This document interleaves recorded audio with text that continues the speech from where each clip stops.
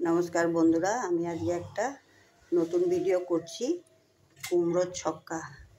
দেখুন, কুমড়োগুলো আমি ডুমো ডুমো করে কেটে এগুলো একটু নুন হলুদ দিয়ে ভেজে নিয়েছি।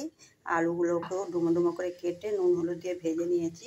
এখানে ছোলা নিয়েছি, এক বাটি ছোলা সিদ্ধ করে নিয়েছি। আমি একটু নুন দিয়ে সিদ্ধ করে নিয়েছি শুধু ছোলা। এটা রাতে ভিজিয়ে রেখেছিলাম, সকালবেলা সিদ্ধ করে নিয়েছি।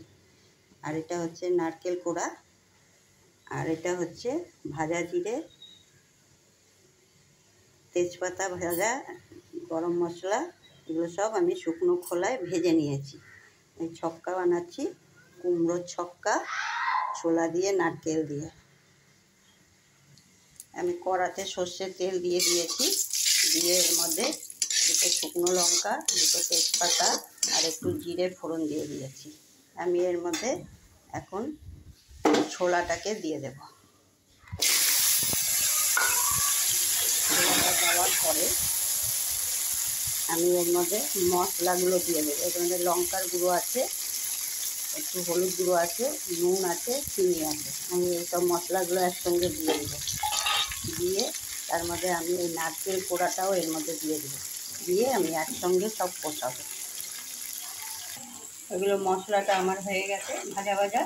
এর মধ্যে আমি কুমড়োটা আর আলুটা দিয়ে দিলাম, দিয়ে এটা একসঙ্গে নাড়াচাড়া করবো। কুমড়োর ছক্কাটা দেখুন আমার হয়ে গেছে। শুকনো খোলায় যেটা ভেজেছিলাম মশলাটা, এখন আমি এই লাস্টে এই গুঁড়োটা এখন এর মধ্যে দিয়ে দিচ্ছি। দিলে এই কুমড়ো ছক্কার টেস্টটা এই ভাজা মশলাতে বাড়িয়ে দেয়। দেখুন বন্ধুরা, ছোলা দিয়ে নারকেল দিয়ে এটা কমপ্লিট হয়ে গেল। এভাবে একবার বানিয়ে দেখবেন, ভাজা মশলা দিয়ে খেতে কিন্তু খুব টেস্ট হয়। এটা রুটি, পরোটা, লুচি সবার সাথেই ভালো লাগে খেতে। আমার এই ভিডিওটা এখনকার মতো এখানেই শেষ হলো। যদি ভালো লাগে লাইক, সাবস্ক্রাইব, কমেন্ট দেবেন। এখানেই শেষ করলাম আমার ভিডিওটা।